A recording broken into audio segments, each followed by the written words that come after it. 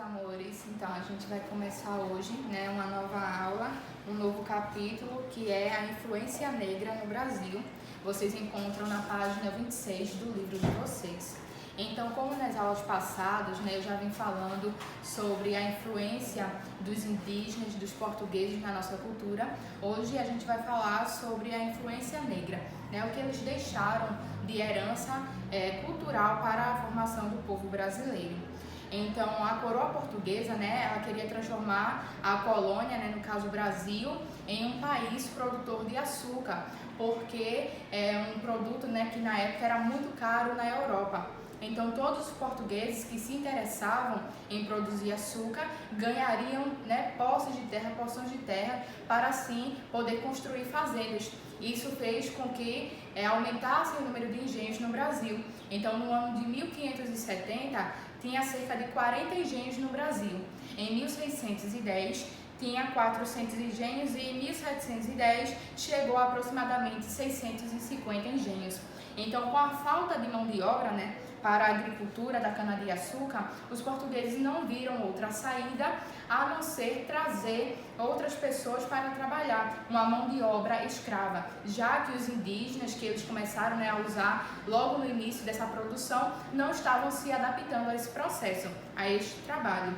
Então, na verdade, quando a gente fala que os africanos, né, eles foram trazidos para cá, na verdade eles foram arrancados da sua família, da sua cultura, para serem introduzidos em outro local, certo? Então os negros, eles eram trazidos em navios negreiros, também chamados de tumbeiros, não tinham nenhuma qualidade de vida, não tinham uma boa higiene, não tomavam banho, não se alimentavam bem, muitos acabavam morrendo na viagem. Eles acabavam, né, desenvolvendo uma doença chamada escorbuto, que é a deficiência da vitamina C, a falta de vitamina C, que acaba causando sangramento na gengiva, hemorragia, e muitos acabavam morrendo por isso, certo? Então, quando eles chegavam aqui ao Brasil, iniciava esse processo aí de comercializar esses escravos, então os senhores de engenho analisavam, né, o seu porte físico, se eles estavam ali fortes, né, para poder trabalhar na lavoura da cana-de-açúcar, e também analisavam os seus dentes,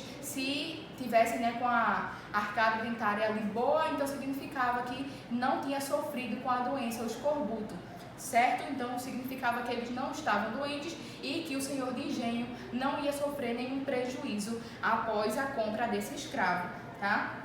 Então, assim, eles eram levados, né, para o engenho ali da cana-de-açúcar, viviam de uma forma muito triste, de uma forma muito miserável, moravam em galpões, né, chamados de senzalas, e eram vigiados pelos feitores, né, que os senhores de engenhos colocavam ali para vigiar. Então, se eles desobedecessem de alguma forma, se rebelassem contra esse senhor de engenho, eles sofriam castigos. E o castigo que era pior era ser amarrado no tronco e chicoteado. Então eles não se alimentavam bem e então recebiam restos de comida da casa grande, que era onde o senhor de engenho vivia. Então foi aí nesse processo que desenvolveu uma comida típica brasileira, né, muito conhecida, a feijoada. Como eu falei na aula passada, quando eles recebiam o resto da comida, então o resto da parte do porco, e misturavam com o feijão. Então isso aí desenvolveu a feijoada, a nossa comida típica brasileira. Mas eles deixaram também traços culturais nas danças, no vocabulário, na alimentação e também no vestiário. Então temos o maracatu, congada, a capoeira, né? A capoeira é muito conhecida. Na época era considerado até um crime eles praticarem, porque era uma forma de defesa. Hoje a capoeira é considerada um esporte. Temos também o frevo, né? Que o frevo é originário também da capoeira, que é uma dança muito conhecida aqui no nosso estado, em Pernambuco. Também temos o samba. O significado da palavra samba é umbigada, que de início era uma dança de roda, e o samba ele é muito conhecido, né, no carnaval do Rio de Janeiro, onde tem os desfiles de escola de samba, certo? E também temos o fandango. No vocabulário temos palavras como moleque, cachimbo, machixe e quindim, que são originárias também da cultura africana. Temos também os instrumentos musicais berimbau, agogô e pandeiro. E também vocês vão encontrar aí na página 27 e 28 do livro de vocês essas danças, né, muito mais explicadas, e também os nomes que vocês podem pesquisar, o significado de cada uma. Na alimentação temos o quibe, o mocotó e, como eu já falei para vocês, a feijoada. No vestuário nós temos colares, lenços, pulseiras e também turbantes. Então, né, essa aula ela foi resumida sobre a introdução da cultura africana, né? O que eles deixaram para a gente, quais são os traços culturais que nós ainda encontramos na cultura brasileira.